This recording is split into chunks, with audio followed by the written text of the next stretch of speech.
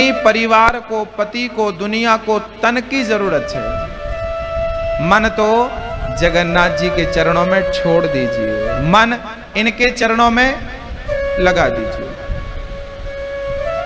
दिन दिन बढ़त सवायो, पायो जी मैंने राम रतन धन पायो। ये दिन दिन बढ़त सवायो, ये रोज बढ़ने वाली प्रॉपर्टी है। बैंक में आप अपनी एफडी कर देंगे तो उसका ब्याज मिलना ही मिलना है। ऐसे ही मन को भगवान के चरणों में लगाएंगे तो शांति और सुख तो मिलना ही मिलना है। मन को ठाकुर के चरणों में ऐसे जमा कर दीजिए जैसे एफडी कर रहे हैं। छोड़ दीजिए, एफडी करके छोड़ना पड़ता है, भूलना पड़ता है कि हमारा कुछ है। जब पक जाएगी तब प्राप्त हो जाएगी। तो मन पकने के लिए ठाकुर जी के चरणों में छोड़ दीजिए, फिर पकने के बाद ले लीजिए। मन फिर शांत हो जाएगा, केंद्रित हो जाएगा। फिर कहीं भी रहो, कभी भी आप भगवान का नाम लेंगे, झलक सामने आ जाएगी। बोलिए जगन्नाथ भगवान की। आज 7वां दिन है, कथा आज विश्राम की ओर है।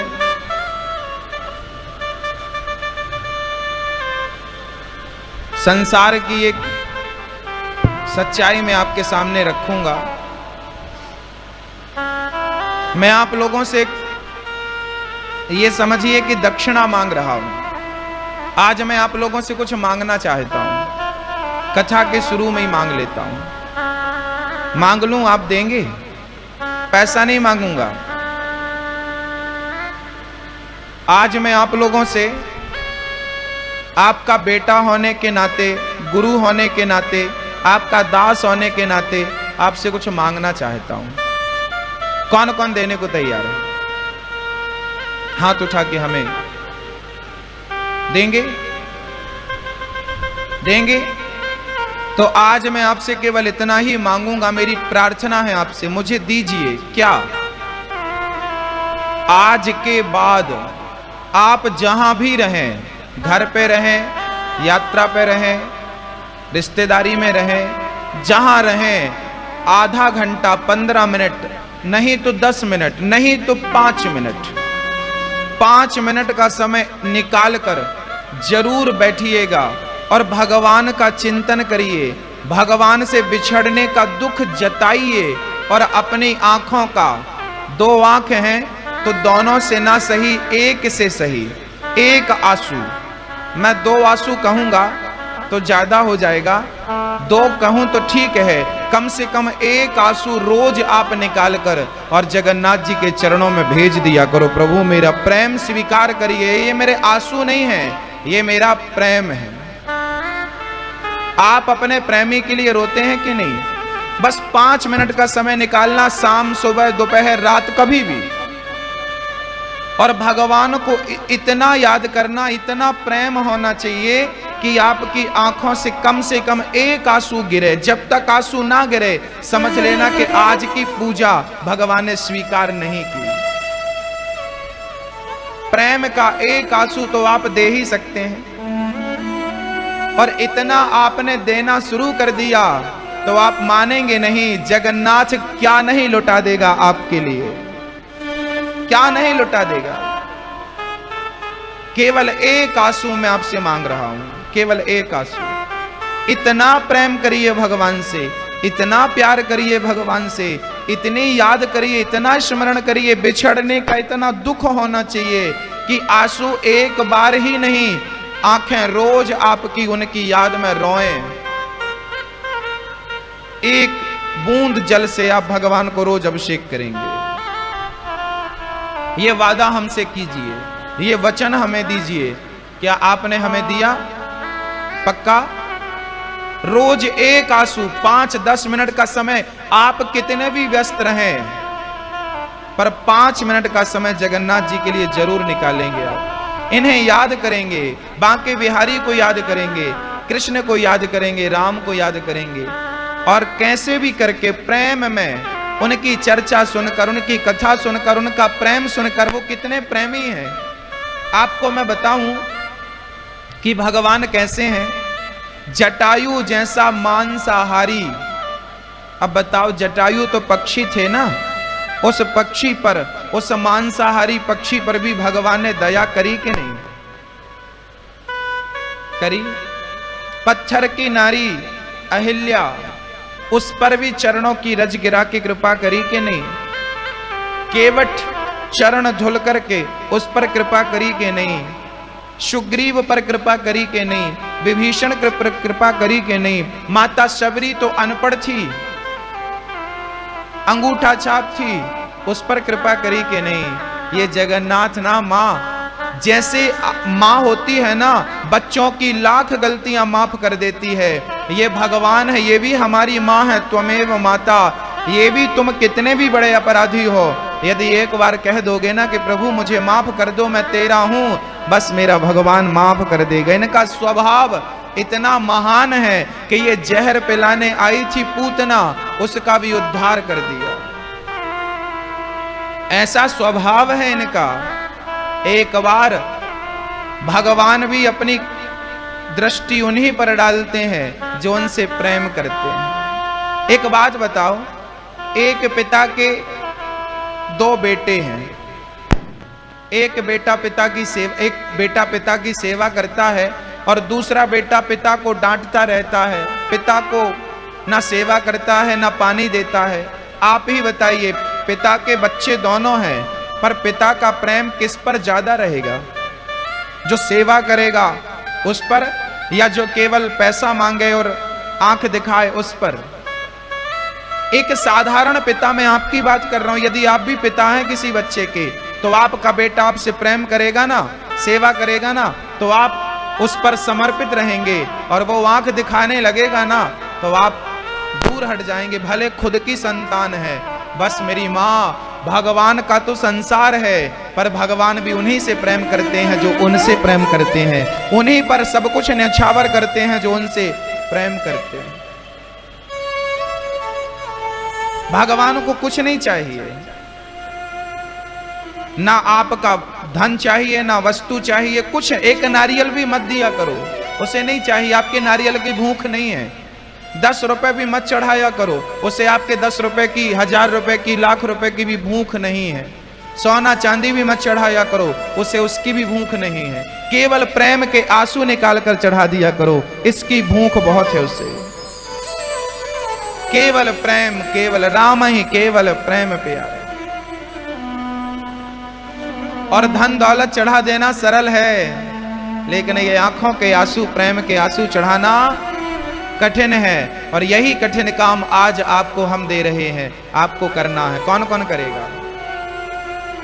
सब करिएगा। यहां से जाने के बाद भूल मत जाइएगा जगन्नाथ जी को। हर पल काम करिएगा संसार का, पर काम करते समय जगन्नाथ जी को याद रखिएगा, कन्हैया को याद रखिएगा, भूल मत जाइएगा। यहां आने की आपसे यही दक्षिणा मांगी जा रही है। ये समझना कि ये मैं नहीं बोल रहा हूं, जगन्नाथ जी स्वयं आपसे कह रहे हैं कि मुझे प्रेम के आंसू देना और कुछ मत देना, केवल प्रेम।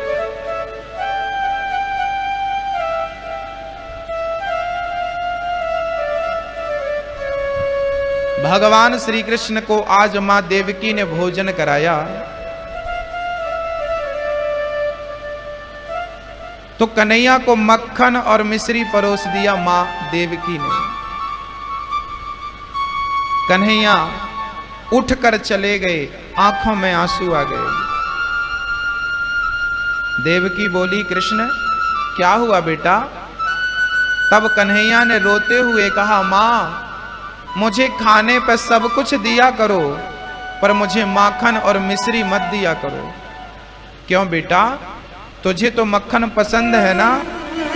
तब कन्हैया कहते हैं, माँ जब मैं ये मक्खन देखता हूं ना, तो मुझे अपनी माँ यशोदा याद आ जाती है, मुझे अपनी माँ यशोदा की याद आ जाती है, और मुझे मक्खन खिलाती हुई वो माँ दिखाई पड़ने लगती है।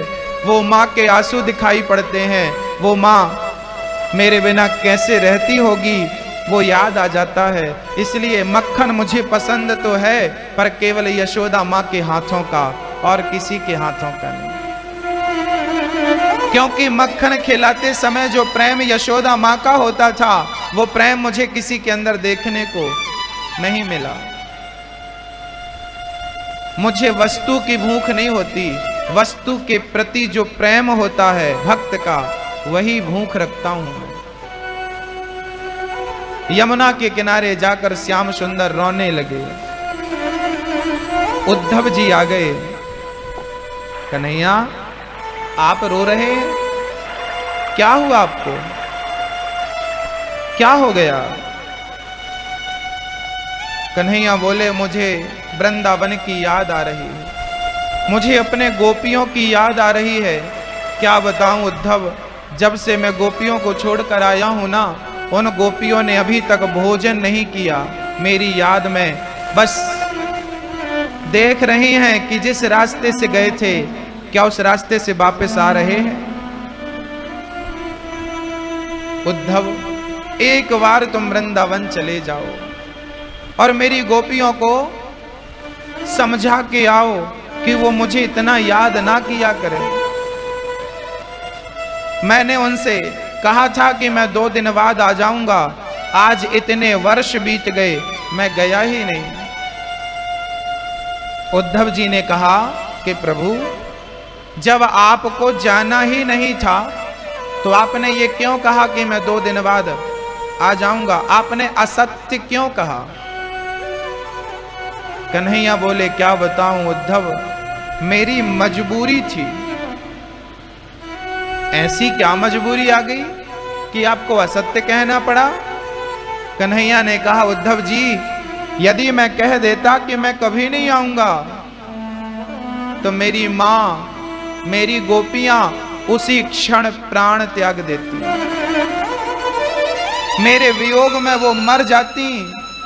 मैंने कह दिया कि मैं 2 दिन बाद आ जाऊंगा, तो कम से कम 2 दिन का इंतजार करती करती वो जिंदा तो हैं, वो जीवित तो हैं, उन्हें जीवित रखना था, इसलिए मुझे कहना पड़ा कि मैं 2 दिन बाद आ जाऊंगा।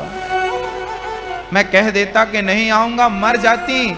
इतना प्रेम गोपियों का, जैसे मछली पानी के बिना रह ही नहीं सकती, ऑप्शन ही नहीं है, ऐसे गोपियां मछली हैं और कृष्ण ही उनका पानी है, कृष्ण ही उनका जल है, कृष्ण के भीतर वो है।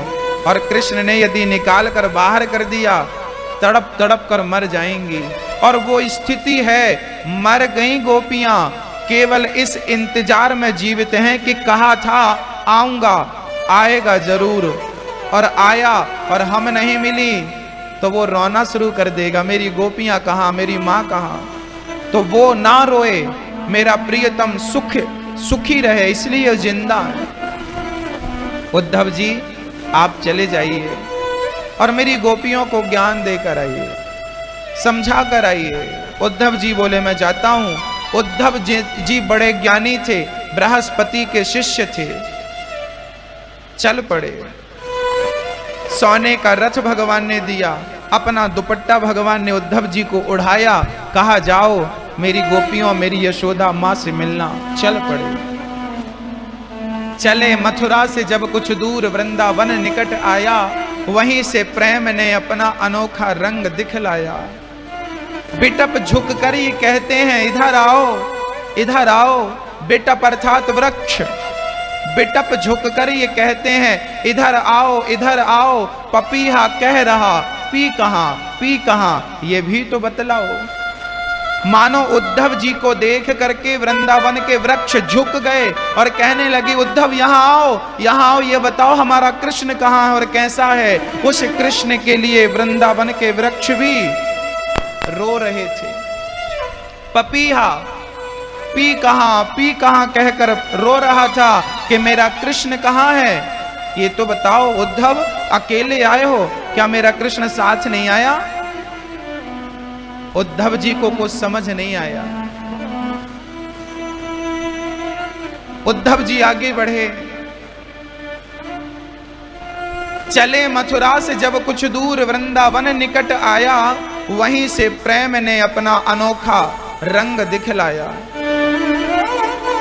उलझ कर वस्त्र में कांटे लगे उद्धव को समझाने, तुम्हारा ज्ञान पर्दा फाड़ देंगे प्रेम दीवाने। उद्धव जी रथ से उतरे और जैसे ही उतरे उनका दुपट्टा कांटों में उलझ गया और सुलझाने लगे तो दुपट्टा फट गया। मानो कांटे कह रहे थे, उद्धव जी यहाँ ज्ञानी बनकर आए हो तो तुम्हारे ज्ञान का पहाड़ा हम वैसे ही फाड़ देंगे जैसे तुम्हारे दुपट्टे को हमने फाड़ दिया। यहाँ ज्ञानी बनकर आए हो, ज्ञानियों की जरूरत नहीं, यहाँ प्रेमी बनकर आओगे तो ही वृंदावन को समझ पाओगे, देख पाओगे। ज्ञानी बनकर जाओगे भगवान के सामने, क्या पाओगे? ज्ञानी बनकर जाओगे तो क्या पाओगे? प्रेमी बनकर जाओगे तो झोली भरकर आओगे। क्या पाओगे? प्रेमी बनकर आओ उद्धव, पर उद्धव ज्ञानी तो थे, प्रेम से शून्य थे, जीरो। प्रेम की एक बूंद उद्धव जी के भीतर नहीं थी।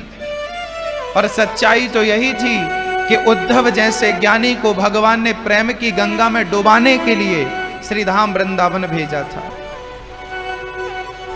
किसी से पूछा उद्धव जी ने, भैया ये यशोदा मां का घर कौन सा है, कहां मिलेगी मां? लोगों ने कहा, जब से कृष्ण छोड़कर गए हैं ना, तब से मां यशोदा के घर का पता बड़ा आसान हो गया। ये देख रहे हो जल की धार, ये जल की धार जहां से आ रही है, बस वो घर ही तो यशोदा का है। बोले घर से जल की धार? हाँ, ये जल और कहीं नहीं, ये नेत्रों का जल है। इतने आंसू गोपियों ने बहाए, इतने आंसू मां यशोदा ने बहाए कि आंसुओं की एक छोटी सी गंगा निकल पड़ी। गोपियां कृष्ण के लिए प्रेम की मोहताज नहीं थी, वो आंसुओं की मोहताज नहीं थी। गोपियां बड़ी धनी थी, धनवान थी। मैं क्यों ने धनवान कह रहा हूं? क्योंकि उनके पास कृष्ण प्रेम के आंसू थे। हम लोग गरीब हैं, हमारे पास कृष्ण के लिए एक भी आंसू नहीं है। इसलिए हम गरीब हैं, क्योंकि हमारे पास कृष्ण के लिए एक भी आंसू नहीं है। और गोपियों ने इतने आंसू बहाए कि नदियां बह पड़ी। वो अमीर हैं।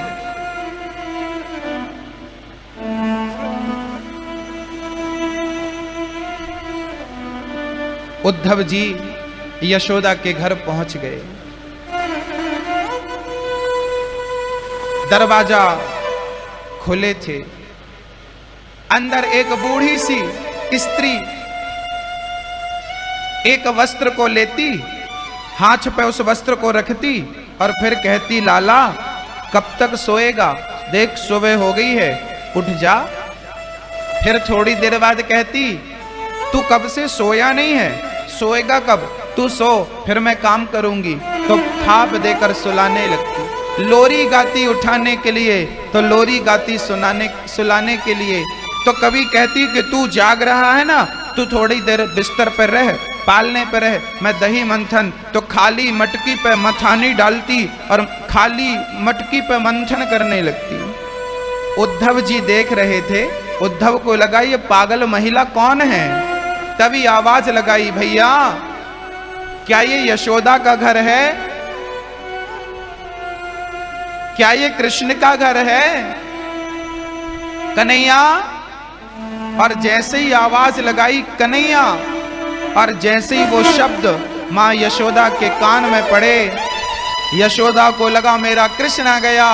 वही दही मंथन छोड़ा और दौड़ पड़ी दरवाजे की तरफ। जाकर देखा तो उद्धव जी भी हूबहू श्री कृष्ण जैसे दिखते थे और पीतांबर भी भगवान ने अपना ही उड़ाया था। तो उद्धव जी को ही मां यशोदा ने कृष्ण समझ लिया, हृदय से लगा लिया, मेरा कन्हैया आ गया, मेरा कन्हैया आ गया। माथे को चूम लिया, गालों को चूम लिया, गले से लगाया और नेत्रों के जल से कृष्ण के सिर को गीला कर दिया। मेरा कृष्ण आ गया, मेरा कृष्ण आ गया। कन्हैया कहाँ था तू? इतने दिन से तुझे अपनी माँ की याद नहीं आई? गले से लगाकर लिपट कर वो बातें कर रही है। थोड़ी देर बाद उद्धव जी ने कहा, माँ मैं कृष्ण नहीं हूं। तो कौन हो तुम? मैं उद्धव हूं। अच्छा तो बताओ मेरा कृष्ण कहाँ है?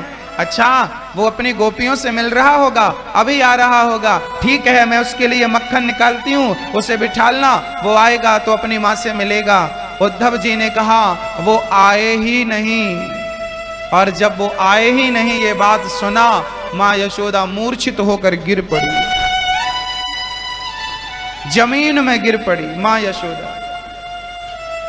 उद्धव जी ने संभाला, माँ क्या हुआ? अंदर से नंद बाबा जी दौड़े दौड़े आए।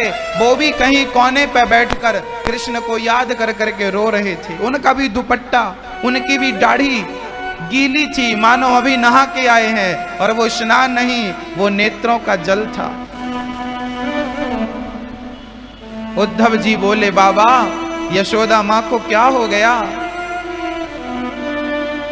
उद्धव जी से नंद बाबा कहने लगे, उद्धव क्या बताऊं कि क्या हो गया?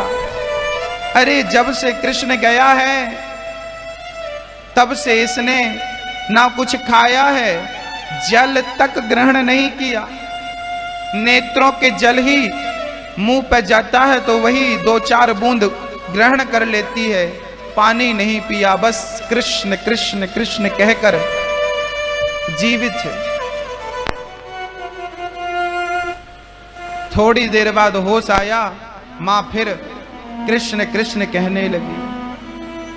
नंद बाबा ने समझाया, यशोदा उद्धव जी आए हैं, इन्हें तो भोजन प्रसादी कराओ, आपने नहीं खाया, पर गृहस्थों का धर्म है कि वो आए अतिथि का सत्कार करें। यशोदा ने भोजन बनाया और भोजन कराने बिठाया उद्धव को। उद्धव खा रहे हैं, यशोदा खिला रही है। तभी यशोदा की आंखों से फिर आंसू गिरने लगे। उद्धव ने कहा, माँ क्या हुआ? तो यशोदा बोली, उद्धव एक बात बताओ, क्या तुम्हारे कृष्ण को कभी हमारी याद आती है? उद्धव जी बोले, माँ उनको आपकी बहुत याद आती है, इसलिए तो उन्होंने आपके पास हमें भेजा है। जानती हो माँ, उन्होंने आपको याद किया है। तो यशोदा कहती है, उद्धव एक बार तुम अपने कृष्ण से कह देना कि कन्हैया, तेरी माँ यशोदा ने कहा है कि एक बार वृंदावन आ जाए, अपनी माँ के लिए नहीं, मेरे लिए नहीं। वो गंगी गाय, जिस गाय का वो दूध पीता था, जिस गाय को वो चराता था, जिस दिन से कृष्ण गया है, वो गाय रोज नंद भवन की परिक्रमा लगाती है और रमाती है, मानो वो कहती है मेरा कृष्ण कहाँ है। सारी गाय चरने चली जाती हैं, पर वो गाय ना आज तक चरने गई, ना उसने पानी पिया। बस इतना ही कहकर यशोदा रोने लगी। मेरे लिए ना सही, कम से कम उस गाय के लिए तो कन्हैया से बोलना कि आए और उसके सिर पे हाथ फेर कर चला जाए। वो गाय रो रही है, जासु वियोग बिकल पशु ऐसे, प्रजा मातु पितु जी हैं कैसे। जिसके वियोग में पशु और पक्षियों की ये हालत हो, उनके वियोग में उनके माता और पिता की क्या हालत रही होगी। यशोदा माँ की आंखों से अश्रुधार गिर रही है। एक बार कह देना उद्धव अपने कृष्ण से कि वो अपनी माँ के लिए ना सही, अपनी गोपियों के लिए आ जाएं, अपने ब्रजवासियों के लिए आ जाएं। मेरे से अपराध हो गया है उद्धव, मैंने कन्हैया को बांध दिया था उखल से, इसलिए लगता है छोड़कर चला गया है। एक बार अपने कृष्ण से कह देना उद्धव कि अब की बार जितना मक्खन खाना हो मैं खिलाऊंगी, कभी डांटूंगी नहीं, कभी मना नहीं करूंगी, मैं कान पकड़ करके क्षमा चाहती हूँ। एक बार कृष्ण से कह देना कि उद्धव जी की आंखों में आंसू। यशोदा शिकायत कर रही हैं, क्यों छोड़कर चले गए, क्या गुनाह किया था हमने, कहाँ कमी रह गई।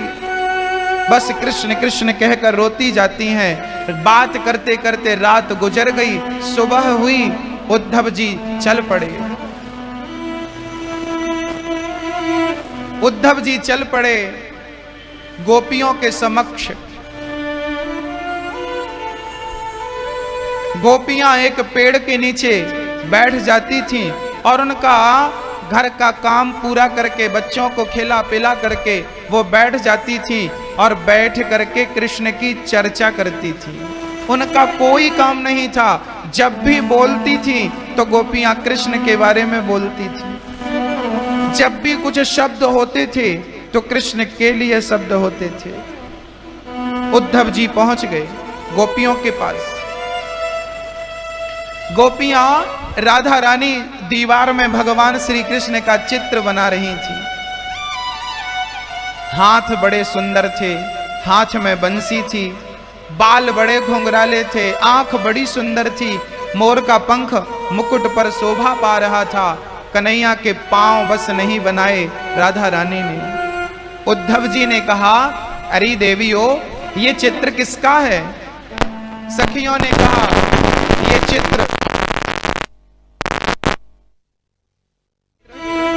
ये चित्र भगवान श्री कृष्ण का है। अच्छा, उद्धव जी ने कहा, तो फिर इस चित्र में तुमने कृष्ण के पांव क्यों नहीं बनाए, चरण क्यों नहीं बनाए? गोपियां रोने लगी। क्या बताऊं उद्धव, जिस कृष्ण के चरण थे वो छोड़कर चला गया। अब तो तस्वीर के सहारे जिंदा हूं, इसके पांव मैंने बना दिया और कहीं ये भी चली गई तो हम बेमौत मारी जाएंगी, हम मर जाएंगी, इसलिए हमने इनके पांव नहीं बनाए। जानते हो जगन्नाथ भगवान के पांव नहीं है। क्यों नहीं है? मानो भक्त कहता है कि प्रभु, हम आपकी ये झांकी अपने मन मंदिर में रखेंगे और फिर आपको कभी जाने नहीं देंगे, इसलिए पांव नहीं बनाए ताकि हम बिठा के रख लें और आपको कभी जाने ना दें। गोपियों ने चित्र बनाया, चरण नहीं बनाए। एक सखी कहती है, उद्धव ये बताओ, हमारे कृष्ण ने हमारे लिए क्या संदेशा भिजवाया है? उद्धव जी ने झोली से चिट्ठी निकाली और गोपियों को दे दी। एक सखी ने वो चिट्ठी ली, उस चिट्ठी को उठाकर अपने नेत्रों से लगाया, अपने मस्तक से लगाया, उसे चूमा। तब तक दूसरी सखी ने छीन ली तो एक टुकड़ा उसके हाथ पर रह गया, दूसरा टुकड़ा दूसरी सखी ने ले लिया, उसने भी अपने मस्तक से लगाया, अपने नेत्रों से लगाया। तीसरी सखी ने छीना, उस चिट्ठी के टुकड़े टुकड़े कर दिए। उद्धव जी ने कहा, वाह सखियों, चिट्ठी पे क्या लिखा था तुमने पढ़ा नहीं और उसके टुकड़े टुकड़े कर दिए। तब गोपियों ने कहा, उद्धव जी क्या बताऊं, जिसने कृष्ण को पढ़ रखा हो उसको कृष्ण की चिट्ठी पढ़ने की क्या जरूरत है? हमें उसकी चिट्ठी पढ़ने की आवश्यकता ही नहीं पड़ी, हमने उसको ही पढ़ रखा है, हमें पता है इस चिट्ठी पे क्या लिखा है। उद्धव जी बोले, जानते हो, जानती हो कृष्ण ने तुम्हारे लिए क्या संदेशा भिजवाया है? बताओ क्या संदेशा भिजवाया है?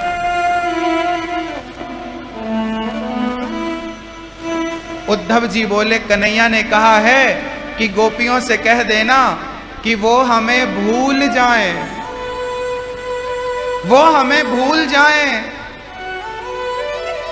गोपियां हंसने लगी, वाह कन्हैया और वाह रे उद्धव, ये कहने आए हो कि हमें भूल जाओ?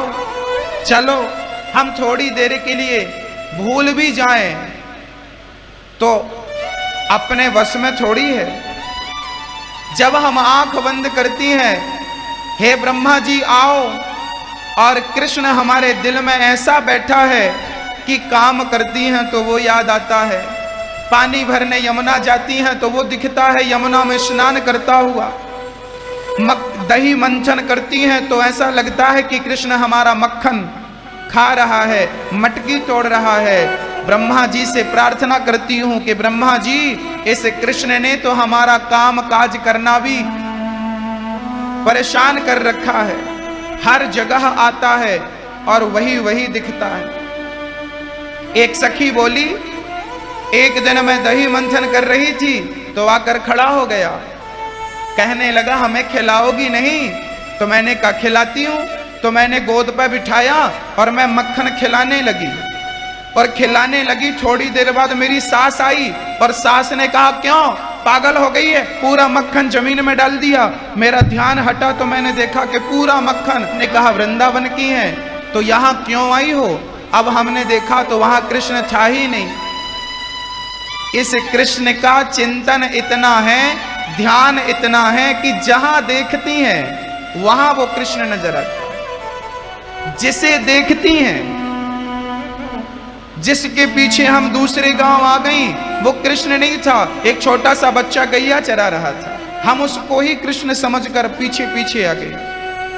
तो उद्धव जी तुम ठीक कह रहे हो, अब हम ब्रह्मा की तपस्या करेंगे और ब्रह्मा से कहेंगे कि ब्रह्मा, ये कृष्ण को जल्दी से हमारे हृदय से निकाल के बाहर कर दो। एक सखी ध्यान लगाने लगी। उद्धव जी बोले, क्या कर रही हो? बोले, कृष्ण को दिल से निकालने का अभ्यास कर रही हूं। उद्धव जी समझ गए कि भगवान, जिस भगवान की एक झलक पाने के लिए लोग ध्यान लगाते हैं, वही गोपियां कृष्ण को दिल से निकालने के लिए ध्यान लगा रही हैं। उद्धव ने कहा, गोपियों ने कहा, उद्धव जी तुम कहते हो कि कृष्ण को भूल जाओ, क्या कोई श्वास लेना भूल सकता है? क्या दिल कभी धड़कना भूल सकता है? कृष्ण तो हमारे दिल की धड़कन है, कृष्ण हमारी श्वास है। जिस दिन श्वास लेना भूल जाएंगे, उस दिन समझ लेना कि हम कृष्ण को भी भूल जाएंगे। उद्धव जी आए थे एक दिन के लिए, पर गोपियों का प्रेम देखकर इतना आनंद आया। अब राधा जी का जैसे ही दर्शन किया, उद्धव जी ने, उद्धव के सारे संशय समाप्त हो गए, प्रेम चढ़ गया, प्रेम की चाशनी में डूब गए। और इतना प्रेम कि उद्धव जी राधा रानी की चरणों की रज में, गोपियों की चरणों की रज उठा उठा के अपने मस्तक पर लगाने लगे। इसलिए वृंदावन की रज को उठाकर लोग अपने मस्तक पे लगाते हैं, क्योंकि उस रज पर गोविंद ने अपने चरण रखे हैं, राधा रानी ने अपने चरण रखे हैं। उस रज को उठा उठा कर भक्त अपने मस्तक पर लगाकर अपने जीवन को कृतार्थ करता।